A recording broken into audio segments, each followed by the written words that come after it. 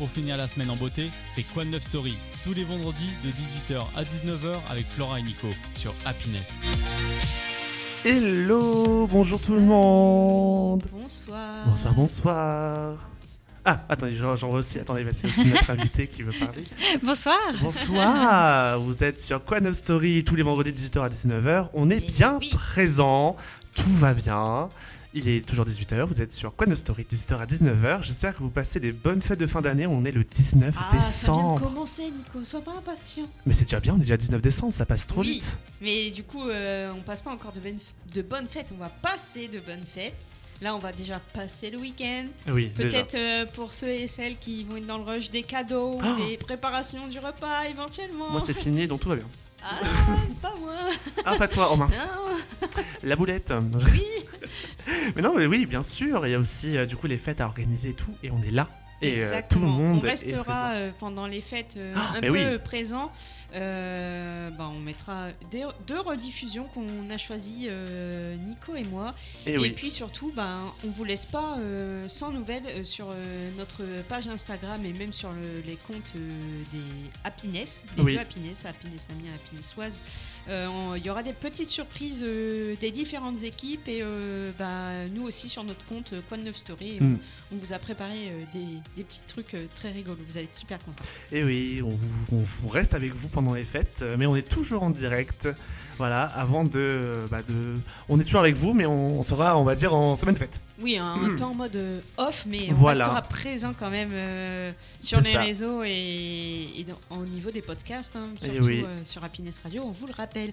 Et concernant les podcasts, la semaine dernière, pour le 13e épisode, on a invité Juliette de Maya Post-Papouille qui nous a expliqué le concept de la papouillerie, que je cite avec mes doigts mais que vous ne voyez pas. Elle nous a donc parlé de son cabinet, des massages crâniens, des projets futurs qu'elle a en tête sans trop non plus en dévoiler. On vous laisse la retrouver sur les réseaux sociaux, donc Mia Post Papouille, et le podcast est disponible sur happinessradio.fr. Ça, c'était un épisode très doux et très agréable, et du coup si vous êtes intrigué, n'hésitez pas à la contacter. Et pour savoir qu'est-ce que c'est la papouillerie. Mais c'était la semaine dernière. Maintenant, cette semaine, on vous a fait la semaine dernière, on a fait un petit indice sur l'épisode qu'on va faire aujourd'hui. Donc maintenant, indice gourmand. On a un indice gourmand. Et voilà, il y a des gens qui sont intrigués de savoir qu'est-ce que c'est que cette gourmandise. Et on va aller sur carrément de la nourriture. Oui, on est un peu dans le thème, parce que je pense que comme toutes les personnes en ce moment, on est en préparatif de fête. Donc on se demande ce qu'on va manger, etc. Puis comment ne pas finir une émission, avant les vacances, avant les fêtes, en beauté, en parlant de ce qu'on apprécie toutes et tous, donc la nourriture et la pâtisserie, la sucrerie, la pâtisserie, etc.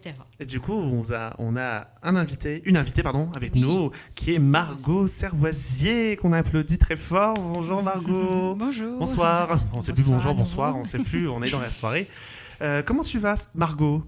Ça va très bien, moi je suis en plein rush aussi. Ah bah oui, pour les fêtes, je comprends que tu es en rush. Les journées doivent être chargées. Ah, très très très très chargées. Là, c'est les bûches de Noël à fond. Oh là là. Ouais. Ah oui, c'est vrai qu'il y a les bûches de Noël, j'avais oublié l'existence des bûches de Noël. Oui. Écoutez, ça va être l'occasion de discuter avec toi pendant 1 heure. Donc du coup, voilà, Margot Servoisier est là avec nous pour parler pâtisserie, recettes, gourmandise. Et donc, on va commencer par quelque chose de très simple qu'on fait maintenant depuis une bonne saison. Oui. Est-ce que tu peux parler un peu de toi, qui tu es, ton parcours jusqu'ici et ce qui t'a amené vers la pâtisserie désormais? C'est un peu entre guillemets compliqué. Moi, j'ai d'abord fait des études en éco-gestion, donc pas du tout en pâtisserie, rien à voir. Ah oui. Ouais, j'ai été jusqu'en master en finance à Dauphine à Paris, que j'ai absolument détesté. Et du coup, il fallait que je trouve ma voie, que je sache quoi faire de ma vie. Et du coup, je voulais un métier qui fasse du bien aux gens, qui était concret, qui était créatif. Et j'ai toujours aimé pâtisser chez moi, donc ça n'avait pas été une évidence parce que dans ma famille, j'ai 0 artisan, 0 chef d'entreprise, donc ça n'a jamais été une option. Et là, du coup, c'en est devenu une. Donc, j'ai arrêté mon master pour faire un CAP pâtisserie à l'école Ferrandi à Paris. Oui. Et puis, après, j'ai travaillé dans le luxe plutôt, dans des restaurants étoilés, des hôtels 5 étoiles, où je me suis formée à des belles techniques. Voilà. Et puis après, du coup, j'ai décidé d'ouvrir ma pâtisserie à Amiens pour revenir plus près de ma famille. Et puis voilà. Eh ben, c'est bien ça. Comment ta formation, du coup, c'est un CAP ? C'était ça ? Là, j'ai fait un CAP et une mention complémentaire. D'accord. Et comment ça s'est passé au niveau des établissements que tu as fréquentés ? Quelles techniques tu as pu apprendre, que tu as retenues et pu mettre en place ensuite dans tes établissements ? En CAP, c'est vraiment les basiques de chez Basique, quoi. C'est vraiment toutes les bases de la pâtisserie. C'est plus, je dirais, l'entreprise qui vous forme que l'école. Parce que forcément, déjà, on y est plus souvent. Et puis, de toute façon, le milieu professionnel, c'est ce qui forme le mieux, selon moi. Oui, complètement. Et là, on apprend toutes les bases, pâte à choux, pâte feuilletée, pâte levée feuilletée, les crèmes pâtissières, les crémeux, les chantilly. Enfin, on apprend vraiment à savoir à peu près faire toutes les bases. Ouais. Et voilà. Après, mention complémentaire, c'est un peu plus approfondi. On apprend à tabler du chocolat, on apprend à monter des croque-en-bouche, les pièces montées de choux caramélisées, on apprend à faire des sculptures en chocolat aussi, on apprend un peu plus loin.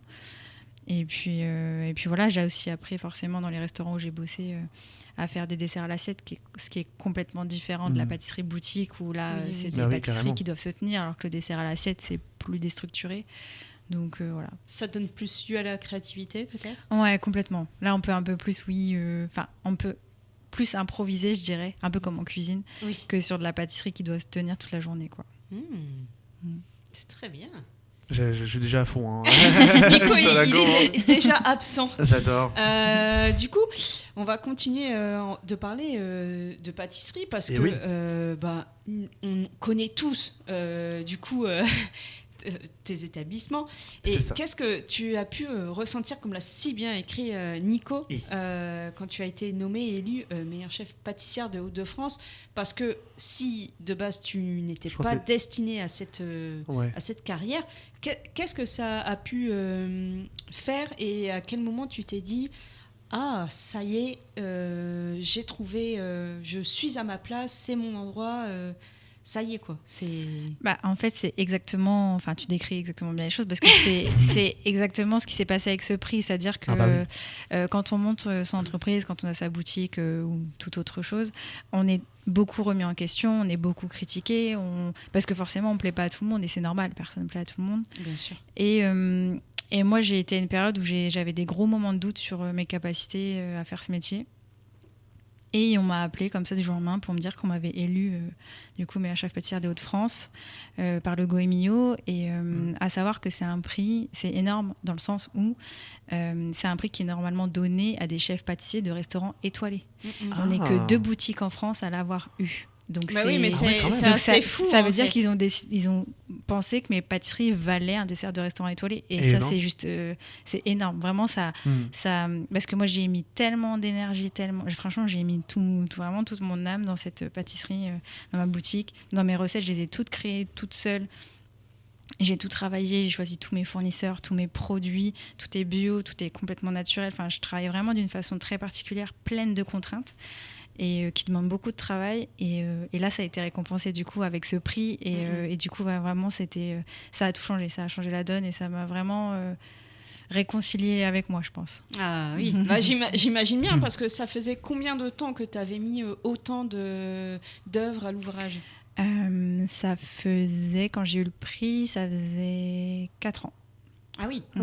Oui, d'accord. Donc il y a eu quand même un petit moment avant que ça te tombe dessus, quoi, finalement. Exactement.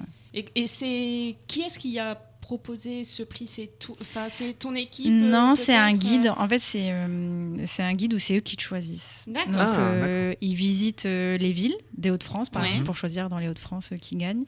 Et ils disent, ils font jouer leur raison en disant si je dois manger du sucré ici, ou est-ce que un bon dessert, ou est-ce qu'on m'emmènerait ? Donc ils goûtent un peu tous les restaurants. Ouais.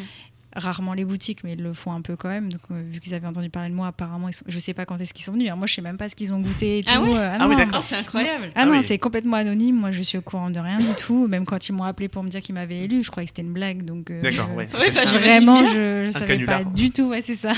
C'est une blague, non. Et du coup, non, ils sont venus comme ça et puis ils m'ont choisi. Vraiment, ça sort de nulle part, hein, littéralement. Oh, wow. T'as vraiment dû être un peu surprise, les yeux écarquillés.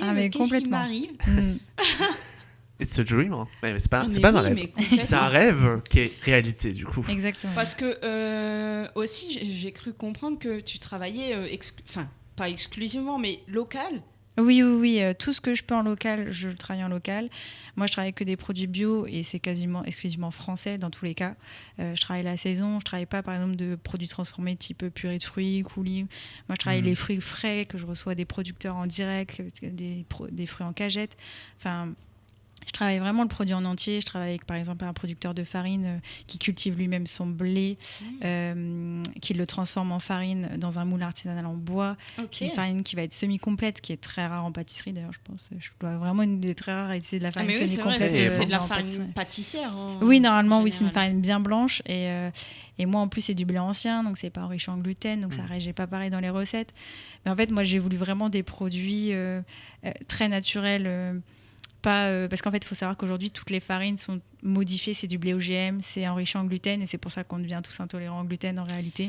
Oui. Et donc, l'idée, moi, c'était de revenir un peu à l'essentiel, quoi. C'est qu'il faut arrêter de vouloir que la nature s'adapte à nous.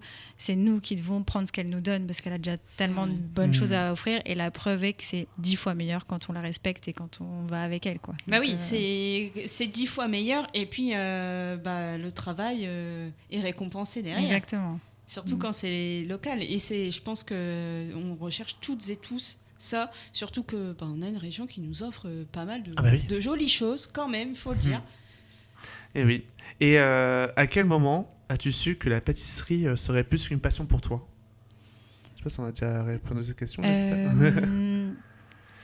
Concrètement, ça s'est fait un peu au fur et à mesure, quoi. C'est pas évident parce que même quand on est dedans, on n'est pas sûr de ce qu'on fait. Enfin, je veux dire, moi, quand j'ai voulu changer de parcours, quand j'ai arrêté la finance pour faire de la pâtisserie, je pense qu'il n'y a pas grand monde qui a cru en moi et qui a cru que j'allais y arriver parce que ça reste un métier difficile. Moi, on ne me voit pas là, mais je fais 1m58, 50 kg, je suis un tout petit format. Et pour autant, j'arrive à porter des sacs de farine de 25 kg. Mais du coup, oui, j'ai l'air toute frêle. Et oui, il y a peu de gens, je pense, dans mon entourage qui se sont dit, elle va tenir, quoi. Donc même moi, en étant dans le truc, j'ai voulu arrêter 15 fois parce que oui, effectivement, c'est un métier qui est très difficile. C'est un métier très physique, on ne s'arrête pas. C'est la passion qui nous fait tenir, hein, clairement. Hein, c'est que le mental qui joue dans tout ça, dans ce métier. Mais en même temps, c'est très beau et on est très fiers de ce qu'on fait au quotidien, quoi. Oui, c'est vrai qu'on a chacun une passion. Et quand on est passionné, on ne voit pas le travail. C'est ça, comme la musique. C'est ce qu'on va écouter. Moi, je suis passionnée de musique aussi. C'est passionné de musique, tout le monde est passionné de musique. Passionné de musique, Margot ? Ouais, j'adore. Bah oui, on va s'écouter une petite musique pendant quelques minutes. Là, ils sont beaucoup dans ce morceau en plus. Sam Feld, MC4D, Vise et Aloe Black qui ont un morceau qui s'appelle Hey So.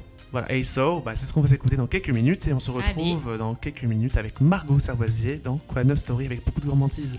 À tout de suite. Quoi de Neuf Story de 18h à 19h.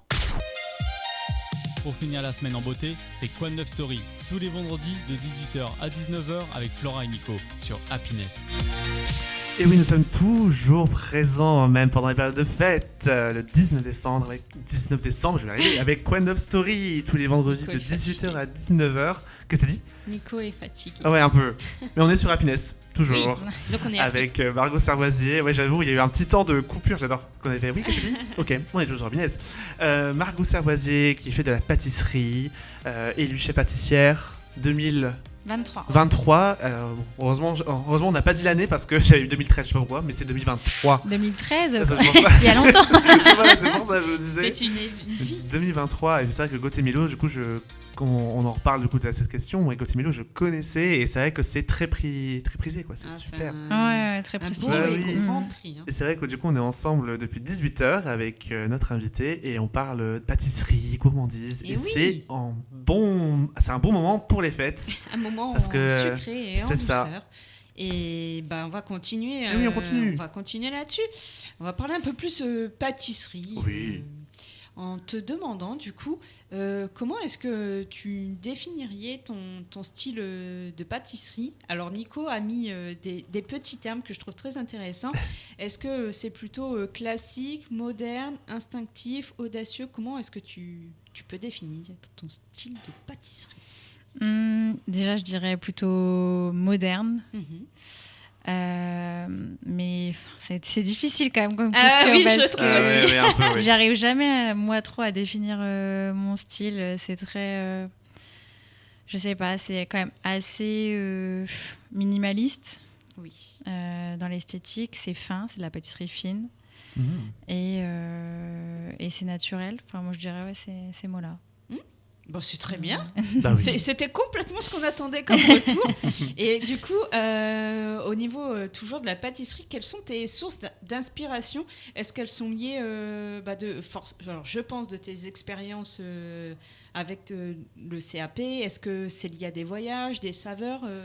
Comment tu t'inspires pour créer tout ça? Je fais vraiment, moi, à l'instinct, à l'intuition. Enfin, je fonctionne vraiment au feeling tout le temps dans ce que je crée. C'est-à-dire que ça vient d'un coup. Et pour le coup, j'aime beaucoup, moi, c'est des souvenirs surtout sur... c'est un peu tous comme ça, mais nos souvenirs d'enfance, ce qui nous faisait plaisir quand on était petits. Moi, je sais qu'avec mon papa, qui est très gourmand aussi, il m'emmenait très souvent, toutes les semaines, dans des boulangeries. On testait les flancs, les pâtisseries, les religieuses, tout ça, les éclairs. Enfin, vraiment, on mangeait tout le temps, quoi. Il nous faisait aussi son riz au lait. Quand on rentrait de l'école, il nous faisait du riz au lait. Oh, trop bien. Parce qu'il travaillait de nuit, donc il venait nous chercher à l'école et puis après il nous avait préparé ça. Enfin voilà, c'est plein de petits souvenirs comme ça, je pense, qui nous réconfortent un peu tous. Et je pense que j'essaie de reproduire de l'émotion. Et c'est pour ça que j'aime revenir à l'essentiel dans mes recettes. C'est quand on goûte quelque chose, ça procure forcément quelque chose et voilà, ça permet de se sentir bien. Et je pense que c'est le but d'une pâtisserie quand on la mange. Complètement. C'est réconfortant et je pense que c'est ce qu'on cherche. Ou bien des fois, on cherche juste de la curiosité dans ce qu'on va goûter aussi. Exactement. Après, les Amiénois, ils sont un peu frileux quand même sur la nouveauté. Ah bon? Donc moi, j'aimerais bien. Après, moi, si je m'écoutais, je partirais dans des trucs vraiment... Je peux aller loin. J'ai déjà fait un dessert pané noisette, par exemple. Mais... c'est bien, déjà. Excellent. Mais c'est vrai que ça se vend 10 fois moins. Enfin, c'est très difficile à faire. Je pense que c'est peut-être dans la généralité. Je sais pas. Oui, en fait, de toute façon, même si je sors des nouveautés, ce qui reste le plus vendu, ça reste la tarte au citron, le Paris-Brest, le merveilleux au chocolat, le flan. C'est des choses qui sont tellement ancrées. Mais bien sûr, c'est normal, c'est super bon. Et puis, comme je vous dis, c'est encore une fois un souvenir, un plaisir, le petit plaisir qu'on s'accorde. Et c'est réconfortant. Je pense que quand c'est quelque chose qu'on connaît et qui nous rappelle des choses, c'est vraiment très réconfortant. En parlant de dessert à pâtisserie, on est dans la bonne question. Y a-t-il un dessert signature qui te représente particulièrement? Ça, c'est vraiment cette question. Moi, tu aimerais faire toi? On te pose souvent on me demande toujours quelle est ma spécialité. Enfin, vraiment, ce qui me représente, c'est un peu ça. Et moi, je ne sais pas répondre à ça du tout. D'accord. Parce qu'en fait, moi, je dirais que ce qui me représente, ce n'est pas forcément un gâteau en soi, mais plutôt ma façon de pâtisser, qui est très naturelle, qui est très qualitative, j'irais, mais ça après c'est très technique, je sais jamais comment le traduire pour que les gens qui ne connaissent pas la pâtisserie comprennent. Mais je pense qu'un pâtissier qui viendrait dans mon labo, il comprendrait, il verrait que je travaille vraiment différemment de ce qu'on nous apprend, quoi. Ok. Et niveau, on reste à la question technique maintenant. Et on est en plein dedans. Quel est selon toi l'ingrédient le plus sous-estimé en pâtisserie? Attention. Alors là, c'est une très bonne question. Quel est l'ingrédient le plus sous-estimé? Mais alors là, est-ce qu'il y a des ingrédients sous-estimés selon vous? Ou à contrario, celui que tu aimerais valoriser, peut-être. Bien sûr. C'est un peu ce que tout le monde... Non, parce que moi, ce que j'aime... je vais vous dire des choses, les gens ils vont l'aimer aussi. Après, peut-être que les agrumes sont peut-être un peu trop... Bon, le citron, c'est généraliste, mais par exemple, le pamplemousse, que moi, j'adore.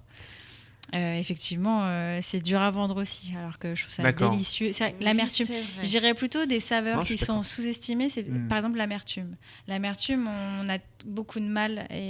J'en ai beaucoup de mal, oui. Les personnes ont tendance à beaucoup ajouter de sucre. Ils veulent masquer l'amertume.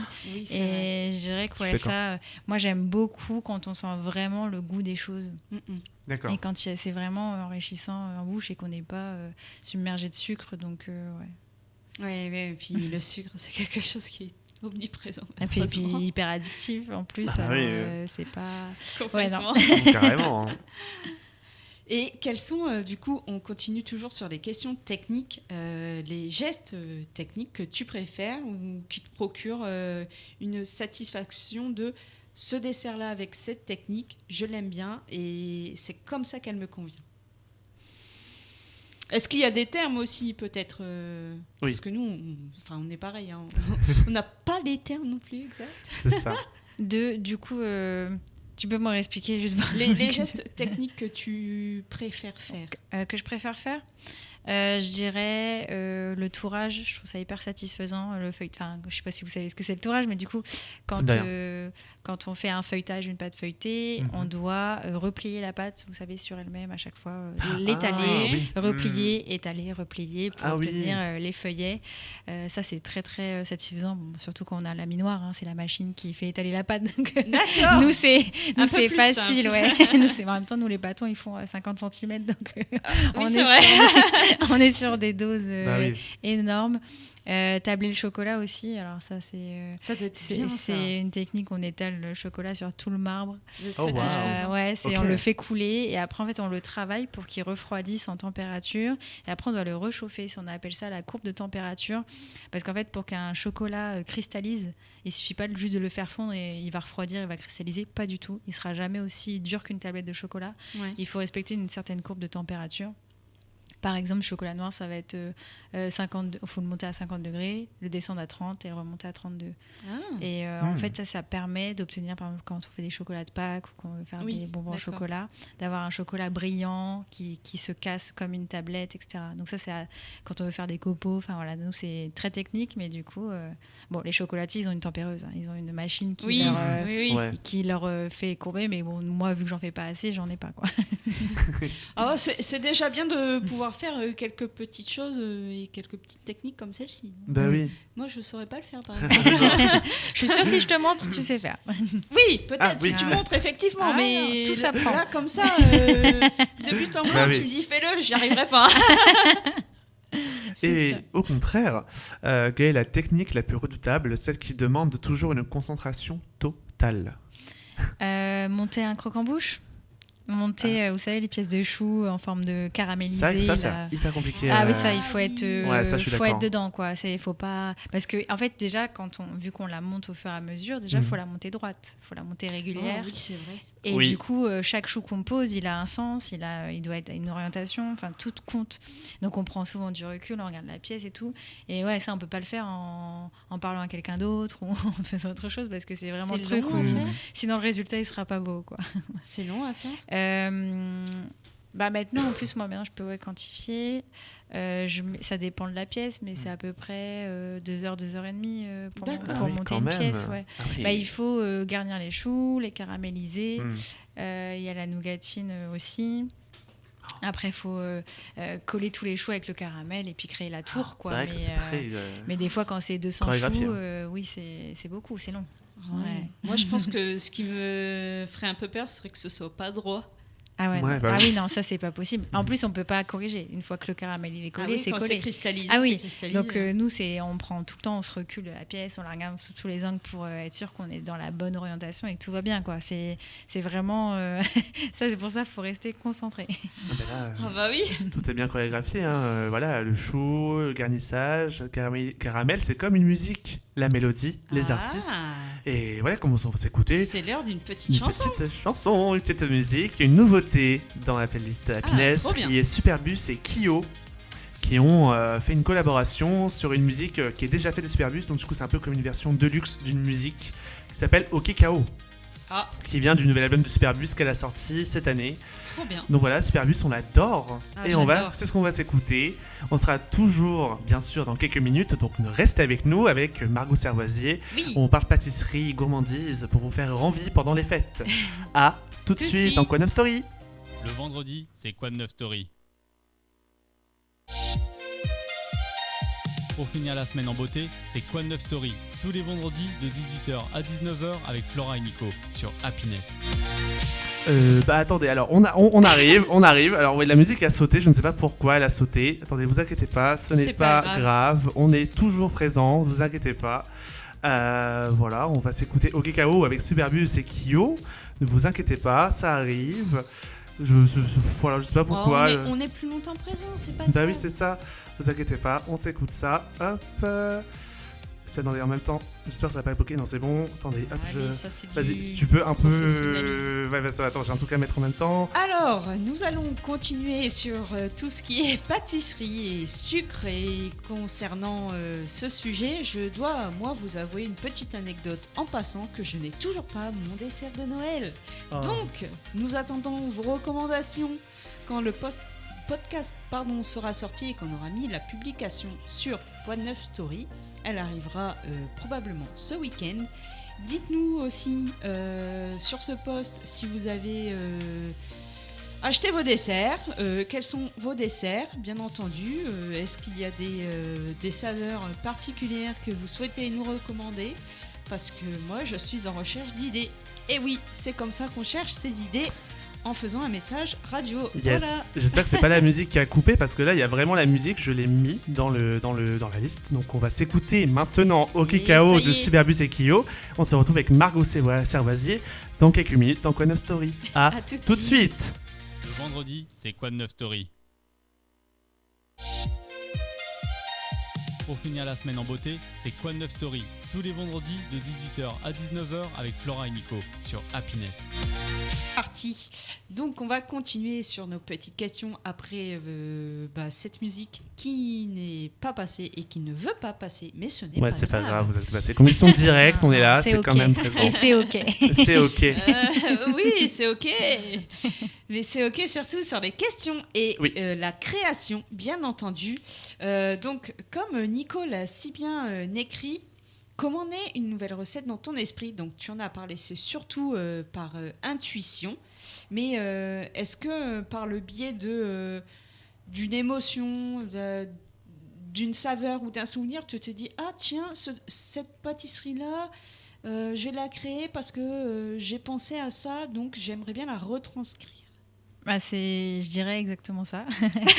En plus, c'est vraiment la thématique, par exemple, là, dans mes bûches de Noël cette année, où je rappelle, par exemple, la saveur du cake marbré, de la tartelette confiture, de la pomme au four. Enfin, j'essaie de reproduire ces sensations-là, la crème au caramel aussi, dans une bûche, en fait, où il y a plusieurs textures. Et vraiment, quand vous la goûtez, en texture, c'est riche, mais en goût, on retrouve vraiment le dessert de notre enfance ou ce genre de choses. Moi, j'aime beaucoup faire ça. Ouais. Et puis, sinon aussi, j'aime bien... Enfin, souvent, c'est... Bon, déjà, quand j'ai faim, je suis beaucoup plus créative aussi. Parce que quand on crée des gâteaux et qu'on a faim, là, on a envie de plein d'associations, on a envie de plein de choses, de manger beaucoup de choses.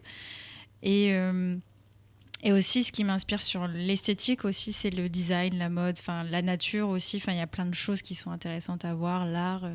Ça aide beaucoup à avoir un peu des belles harmonies visuelles, en fait, pour avoir... Parce que j'aime beaucoup quand c'est minimaliste, mais il faut quand même que ce soit équilibré. On n'ait pas l'impression qu'il n'y a rien, quoi. Donc, oui. Donc voilà, qu'il y ait quand même de quoi faire quelques bouchées. Que dans la déco, on n'ait pas à faire grand-chose en déco, mais que ça se suffise, quoi. Oui, que ce soit visuellement beau et en texture, que ce soit bon aussi. Exactement. Oui. Je sais pas, du coup, on va Désolée, continuer. je suis en train de reprendre ma respiration parce qu'en même temps, je commence à être enrhumée. Et du coup, tu veux dire la question ou tu fais que j'y aille ? Si tu le souhaites, je t'en prie. Quelle importance accordes-tu à l'esthétique par rapport au goût ? Alors, pour moi, c'est le goût avant tout. Vraiment, une pâtisserie, c'est fait pour être mangé. Hein, donc, j'avoue que je suis pas très fan des trompe-l'œil ou des gâteaux en pâte à sucre qui ressemblent à des objets. En fait, je trouve que un gâteau, c'est fait pour être appétissant et pas pour être beau à regarder. Pour moi, c'est ma vision. Alors, il faut que ce soit évidemment maîtrisé techniquement, que l'esthétique soit belle et je dirais propre, que ce soit très joli. Mais que ça reste dans le côté pâtissier, en fait. Ça, pour moi, c'est important. Ouais. Et j'aime bien, en plus, cette prochaine question, parce que, justement, on a eu une année très riche en événements au niveau d'Amiens. Et du coup, la question suivante, c'est si tu dois créer un dessert pour ta région ou pour Amiens, à quoi ressemblerait-il ? Qu'est-ce que tu y mettrais ? Une grande question. Là, je ne sais pas si ça va aider. Mais... justement, j'ai fait un concours l'année dernière où j'étais finaliste, un concours national sur la pâtisserie durable, où c'était Pierre Armé qui était président du jury. Et du coup, c'était justement, vu que le thème c'était la pâtisserie durable, l'idée c'est de mettre un peu en valeur sa région. Donc j'avais mis de la poire, parce que moi, dans notre région, c'est la pomme et la poire à 100%. Oui, c'est vrai. J'y avais mis du fromage blanc au lait de chèvre, parce que je travaille avec une chèvrerie aussi de Hailly-sur-Noye. Qui s'appelle La Belle Chèvrerie, qui est bio et qui traite très bien ses petites chèvres, et ça c'est important pour moi. Complètement. Et j'ai mis du miel aussi, du miel amiénois, de ruches qui sont dans les ortillonnages. Voilà, on peut... J'ai mis du sarrasin aussi, mais sarrasin on en a ici. Hein. Mon fournisseur, en fait, de mon petit producteur de farine, Graines et Grignotte, il produit aussi du sarrasin et de la farine de sarrasin. Donc voilà, j'avais fait vraiment un entremets 100% samarien, quoi.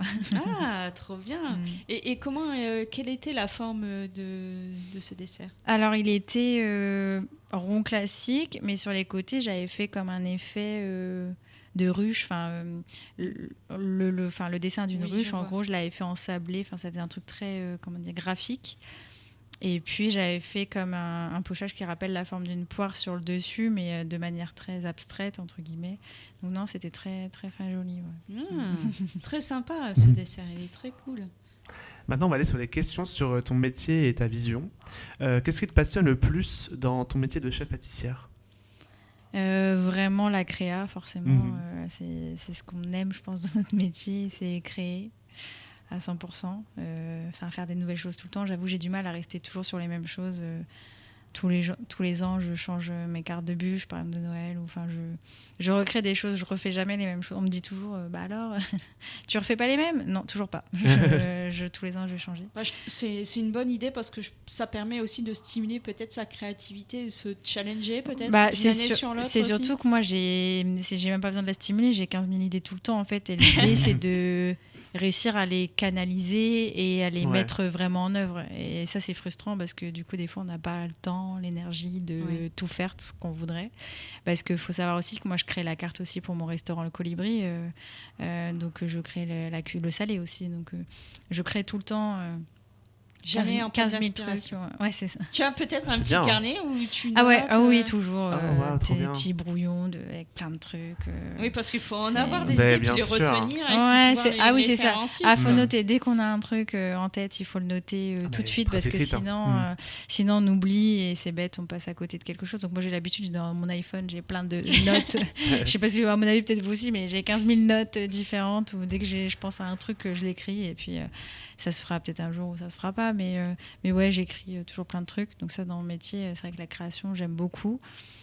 Après, comme j'ai dit tout à l'heure, j'aime ce côté très généreux de la pâtisserie, quoi. C'est-à-dire qu'on participe aux événements de tous nos clients, que ce soit les anniversaires des enfants, les mariages, les naissances. On est là, en fait, on les voit grandir. Hein. Moi, ça fait 6 ans que j'ai la pâtisserie. J'ai vu des familles se former, des couples se marier, puis faire les anniversaires de leurs enfants. Puis, voilà, c'est très mignon de voir, c'est touchant, voilà, de participer à tous ces événements avec eux. Enfin, voilà, le gâteau, c'est quand même toujours un peu le clou du spectacle dans ces choses-là. Donc, ça, c'est très sympa. Et puis, Et puis le fait qu'aussi au travail, avec mes équipes, c'est quand même des journées, même si c'est des grosses journées et c'est physique, c'est quand même un métier où on n'a pas toujours l'impression de travailler et où on fait des belles choses, on est fiers de nous, c'est du concret, c'est sous nos mains, c'est sous nos yeux, c'est des rapports très directs. Je dirais que c'est pas comme dans des bureaux où c'est des choses qui vont se gérer en 6 mois ou par échange de mails. Nous, c'est toujours des contacts très directs. S'il y a une connerie qui est faite, la connerie, elle est là tout de suite et il faut la réparer tout de suite et après on passe à autre chose. Et moi, j'avoue que ça me correspond plus à ma personnalité. Je suis très, très directe. Oui, je vois ce que tu veux dire et je suis complètement en adéquation avec ça. C'est vrai que quand tu as un métier plus administratif, c'est mon cas par exemple, il y a des choses que tu ne vois pas tout de suite et c'est vrai que c'est assez frustrant. Et quand on a l'occasion de voir quelque chose tout de suite ou qu'il y a une bêtise comme tu le disais tout de suite, il faut la rattraper tout de suite et c'est un peu plus entre guillemets satisfaisant de voir le résultat à l'instant même en fait. Exactement. Parce que sinon on se dit mince, on travaille pour rien et on est un peu déçus des fois. C'est ça. Oui, c'est ça. Nous on est récompensés tous les jours du coup. Oui, bien sûr. Et puis aussi ce qui est bien c'est que vous avez le retour des gens. Oui. Ça, c'est bien, ça. Oui, on a les retours. Ça, c'est sûr que... Et ça doit être hyper gratifiant aussi de se dire ce que je fais, ça plaît, ça me motive. Je trouve ça bien, les gens trouvent ça bien aussi. Ça doit donner vraiment une motivation supplémentaire en plus de faire avec des produits que t'aimes, faire ce que t'aimes. Ouais, complètement. C'est pour ça qu'on le fait. De toute façon, c'est pour avoir des clients heureux qui viennent, qui reviennent. Donc ça, c'est bien. Comment la pâtisserie, pour toi, a-t-elle évolué depuis tes débuts ? Est-ce qu'elle a évolué, on va dire ? Pâtisserie... la pâtisserie, le grand ou ma boutique, la pâtisserie ? Les deux, je sais pas si ça t'aide ou pas. Comment elle a évolué ? Oui. Déjà, aujourd'hui, je suis beaucoup plus... avant, créer une recette, ça prenait du temps. Maintenant, ça me prend 5 minutes. Vraiment, c'est pas... Ah oui, voilà. C'est plus la même chose. Et je dirais que même maintenant, je peux créer les yeux fermés. C'est-à-dire, je vais scandaliser tout le monde, mais des fois, je fais pas d'essai et je mets direct en vente, quoi. Je goûte même pas sans avoir goûté. Non, moi, je suis capable de ça. D'accord. Je prends des risques. Je sais, je prends des risques. Oui, non, mais c'est bien. Mais je sais sans avoir goûté que ça va être bon parce que j'ai tellement l'habitude en fait des proportions, des choses, de comment ça va être fait et tout ça que je sais comment. Je sais pas que des fois c'est même limite instinctif. Voilà, c'est instinctif. Mais je sais l'habitude. Que ça va être bien. Ouais. Et puis tu connais ta technicité. Enfin, je pense ton équipe aussi sait à peu près ce qu'il faut faire. Donc c'est de l'habitude. Donc j'imagine que oui, effectivement, c'est rien de goûter à chaque fois. Normalement, on est censé le faire. Oui, c'est vrai que quand même le faire. Voilà. et des fois, on rigole parce que. Là, par exemple, il y avait Fou d'Amiens il n'y a pas longtemps. Oui. Ah oui, Fou d'Amiens, oui. Et donc là, à chaque fois, tous les ans, je prépare un dessert. Là, pour le coup, je peux un peu m'éclater. Je peux faire... c'est du dessert à l'assiette, c'est un peu plus gastronomique. Donc moi, souvent, je pars sur du légume. Et donc cette année, j'avais fait autour de la carotte. Et c'est vrai que j'avais goûté les éléments séparément, mais j'ai pas du tout goûté les choses ensemble. Et donc il y avait quand même 200 personnes et j'ai servi un dessert que j'avais pas goûté à 200 personnes. Ça c'est très audacieux. Et j'avoue que moi je suis un peu comme ça, quoi. Je suis un peu allez c'est parti, parce qu'en fait ne serait-ce que par manque de temps aussi, manque d'énergie parce que je gère beaucoup trop de choses. Mais du coup, il y avait mes équipes qui étaient là. J'en ai dressé un, j'ai dit goûtez-le, validez-moi le truc. Ah oui, il y a quand même quelqu'un qui a pu prendre dites-moi que c'est goût, parce que dans ces cas-là, je suis tellement stressée, je me dis non, je peux pas goûter, parce que dans tous les cas, je vais pas être contente parce que je vais être trop tu vas être trop dur envers toi-même. C'est ça, exactement. Donc ça sert à rien. Donc je demande à des palais en qui j'ai confiance et je dis goûte et sois honnête, très, très honnête avec moi. Dis-moi si c'est pas bon, qu'on trouve une solution tout de suite. Et puis non. Ça s'est très bien passé. Ah tant mieux. Heureusement qu'ils ont été honnêtes et qu'ils n'ont pas dit non, c'est très très bon, alors qu'ils n'ont pas aimé. Ah non, je leur fais confiance là-dessus. Non, ils me le diraient. Ils me diraient que ça manque d'un truc, que c'est trop quelque chose, qu'il y a un problème, quoi. Mais je pense que tout ça, je peux dire aussi que c'est la magie de Noël. Ah, c'est beau, belle transition. De savoir si ça se passe bien et tout. C'est comme la magie de Noël, c'est ce qu'on va s'écouter. C'est Noël qui approche et moi, j'ai décidé de mettre en dernière musique, avant la dernière partie avec Margot Sabrasier, Mariah Carey, All I Want for Christmas is You. S'il vous plaît, faites-moi espérer que cette musique fonctionne et qu'on puisse écouter après la pub, s'il vous plaît. Je veux la magie de Noël. On va y arriver, ça va que ça opère. Voilà, on se retrouve quand même dans quelques minutes parce qu'on a encore plein de questions à poser à Margot Servoisier. Voilà, et c'est encore plein de magie de Noël qu'on s'offre pendant quelques minutes. On se retrouve dans quelques minutes dans Quoi de Neuf Story. À tout de suite. Quoi de Neuf Story, de 18h à 19h. Et oui, il y a Noël qui est arrivé pendant cette interlude musicale. C'était Mariah Carey, All I Want for Christmas is You. Ça fait du bien. Voilà, on a un peu de Noël dans notre vie parce que oui, Noël arrive. Mais avant, c'est la dernière partie de notre émission avec Margot Servoisier qui est toujours présente avec nous. Et oui, on a grave parlé, ça me fait trop plaisir franchement de parler de gourmandise. On n'a toujours pas parlé de salé, mais pourquoi pas pendant cette dernière partie. On peut en parler justement. Tu disais qu'avec ton restaurant, le Colibri, et oui, le Colibri. C'est ça. Tu faisais aussi du salé. Est-ce que tu veux nous en parler un petit peu plus également ? Je peux. Là, pour le coup, côté cuisine, moi, je suis pas formée en cuisine de base et je suis végétarienne. Donc, du coup, dans ma cuisine, je ne travaille pas la viande et le poisson. Mais je travaille les œufs quand même. Et du coup, là, on est sur des brunchs. C'est vraiment du brunch un peu amélioré, quoi. C'est vraiment de la vraie cuisine où je fais tout, vraiment tout maison de A à Z, que dans le pain perdu, c'est nous qui faisons la brioche. Enfin, vraiment, il y a tout qui est fait et je change la carte à peu près tous les 2 mois. Enfin, voilà, c'est un tout autre métier que la pâtisserie. Vraiment, c'est pas du tout pareil. Mais j'avoue que j'aime beaucoup l'énergie d'un restaurant ou avec les rushs où là il faut aller vite. C'est vraiment. J'ai toujours entendu qu'il y avait une certaine adrénaline. Exactement. Vraiment, c'est très très intense et je pense qu'on se rend pas compte. Moi, j'ai plein de candidats qui viennent postuler au Colibri parce que c'est très mignon, c'est joli, c'est cosy. Ils se disent ça va être ici, ça va être chill, ça va être. Non, c'est chill pour les clients, mais pas pour nous en fait. Nous on court comme des dingues, mais pour justement que le client on passe un bon moment, mais j'avoue que moi j'aime bien cette énergie de la restauration. Est-ce que tu peux nous dire ce qu'on peut y retrouver au Colibri, hormis le côté brunch par exemple? C'est que du brunch. D'accord. C'est vraiment la spécialité. C'est du c'est du brunch tous les jours, du mercredi au dimanche. La cuisine est ouverte toute la journée jusqu'à 17h. Et puis c'est que comme à la pâtisserie, des produits bio, locaux. Tout est vraiment fait maison entièrement. C'est vrai. Enfin, moi j'adore. Moi c'est très pratique. Du coup depuis que j'ai un restaurant, je mange beaucoup mieux. Ça c'est très cool. Mais oui, moi c'est vraiment c'est une autre façon de voir. Je dirais les recettes, c'est complètement différent, mais j'aime beaucoup. Et tu composes tes brunchs en fonction des saisons ? Oui, bien sûr. Comme à la pâtisserie, vraiment, c'est là-dessus, c'est les mêmes fournisseurs, donc forcément les mêmes produits. Et donc, il faut changer avec la saison. Quand il n'y a plus de disponibilité de certains produits, il faut rechanger la carte. Avoir une idée. Exactement. Et après, c'est toujours un peu... sur du brunch, on reste quand même sur les bonnes bases que les clients adorent. Les pancakes, le pain perdu, l'avocado toast. Voilà, on est sur ces choses-là. Du basique, on n'en demande pas plus finalement des fois. Non. Plus c'est simple, mieux c'est. Encore plus quand c'est local. Eh oui. Et on a une question un peu centrée sur l'avenir.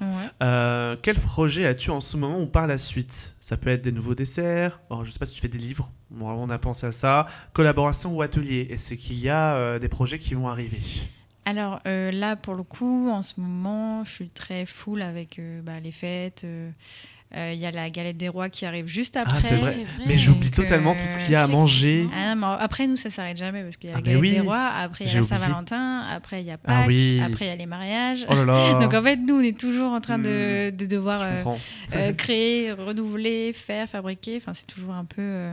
on est toujours là dans tous les événements. C'est vrai que la bûche suivie de galette des rois, c'est vraiment une très, très grosse période pour nous. Donc...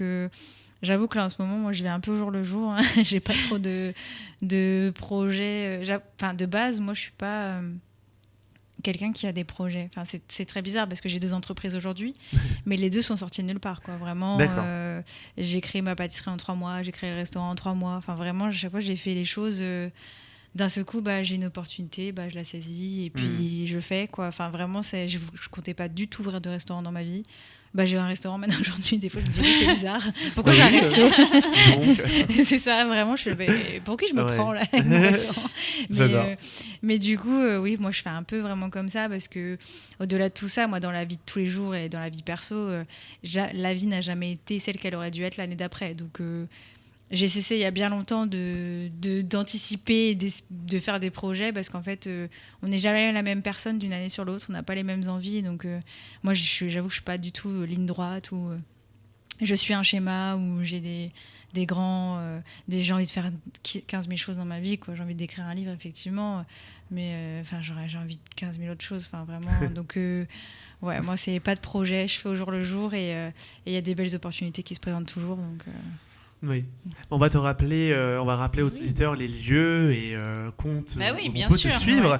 Mais pour finir, quel message aimerais-tu adresser aux auditeurs gourmands qui nous écoutent ou aux personnes qui veulent se lancer dans la pâtisserie Alors, comme toi aux futurs pâtissiers, n'ayez pas peur. Au début, c'est dur, mais c'est le temps que notre corps s'adapte et prenne le pli parce qu'en fait, après, c'est beaucoup de plaisir, mais c'est aussi pas mal de sacrifices, donc il faut savoir à quoi on s'attend en pâtisserie. Et il faut savoir aussi prendre soin de soi, quoi. C'est un métier où on prend soin des autres, mais du coup, il faut savoir prendre soin de soi. Voilà. J'adore, c'est trop beau. Et du coup, Margot Servoisier qui a un compte Instagram, Les Gâteaux de Margot. Exactement. Voilà, et le colibri. J'ai pas l'adresse du colibri, désolé. Est-ce que tu peux nous donner les adresses des établissements bien sûr, les Gâteaux de Margot, du coup, c'est aux 2 rue Henri Barbus à Amiens. Donc les deux sont en centre-ville. Le colibri, c'est au 79 rue des Jacobins. Très bien. Très bien. Franchement, très content d'avoir passé cette heure avec Margot Servoisier. Merci de m'avoir invité. Mais avec grand plaisir. Et normalement, j'ai mis le fameux, pour avoir le petit applaudissement. Ah pardon. Non, t'inquiète. Voilà, c'est vrai qu'on l'a pas écouté de l'heure, ça m'a fait trop perturber. Non, t'inquiète. Mais voilà, merci beaucoup Margot Servoisier d'être venue pour notre émission, ça nous a fait super plaisir. Je suis content d'avoir parlé enfin pâtisserie avec une professionnelle. C'est vrai qu'on a beaucoup parlé ensemble avec des invités pas professionnels sur la nourriture. Maintenant, on est à fond pour... N'hésitez pas, si vous avez un souci sur une recette, vous pouvez m'appeler. Oui, je vous donne la solution en 5 minutes. N'hésitez pas. Je pense que je te contacterai incessamment sous peu. moi qui adore les cheesecakes, je sais pas si t'en fais des cheesecakes. Si, j'en fais chez moi, mais j'en fais pas. Ouais, oh là là. Voilà. C'est un truc que j'aimerais trop faire parce que c'est mon dessin préféré. Bon, voilà, ça c'est pas le sujet. C'est très facile. Un anniversaire. Oui, voilà, mais du coup, je suis très content d'avoir que tu sois présent avec nous dans cette émission. Voilà, mais si vous êtes arrivé à ce moment précis, il y a le podcast qui va arriver ce week-end. Oui. Dans les plateformes et sur happiness.fr, happinessradio.fr, rubrique podcast. C'est trop bien, franchement, je suis content d'avoir cet épisode. J'ai pas envie de partir, Flora. On va devoir prendre un peu de vacances. Oui, c'est vrai, je pense. Et puis, Margot a des pâtisseries à faire. Oui. Là, je retourne faire des bûches. Elle ne peut pas rester avec nous. Oh là là. On te souhaite un grand et un bon courage pour les fêtes. Parce que tu vas en avoir besoin, et même après. Et puis, encore merci d'avoir répondu à notre invitation, d'avoir été présente avec nous. On espère que tu as passé un bon moment. Et par bon moment, on va vous laisser, mais pas tout seul, parce que c'est avec Dan que vous allez vous retrouver juste derrière. Starbox, de 19h à 21h sur Happiness. C'est tout en musique qu'on vous laisse pour ce week-end. Et oui, voilà. Et du coup, on a encore une trentaine de minutes pour vous souhaiter encore merci de nous écouter. Vous êtes nombreux à nous écouter encore pour cette saison de Quantum Story. On est trop contents. Merci beaucoup d'être présents chaque semaine, chaque vendredi, et même pour nos camarades. Nous, on va prendre un petit peu de vacances et comme on vous l'a dit en début d'émission, on va pas vous laisser tout seul. Et non. On va surtout être un peu plus présents sur les réseaux. Sinon, il y a nos podcasts depuis le début que vous pouvez réécouter ou découvrir peut-être nos camarades. Voilà. D'ici là, on vous souhaite de bonnes fêtes, de fin d'année. Mangez avec modération quand même. Et puis on fait des gros bisous. À l'année prochaine. À l'année prochaine. Ciao Flora. Ciao. Gros bisous. Quantum Story, de 18h à 19h.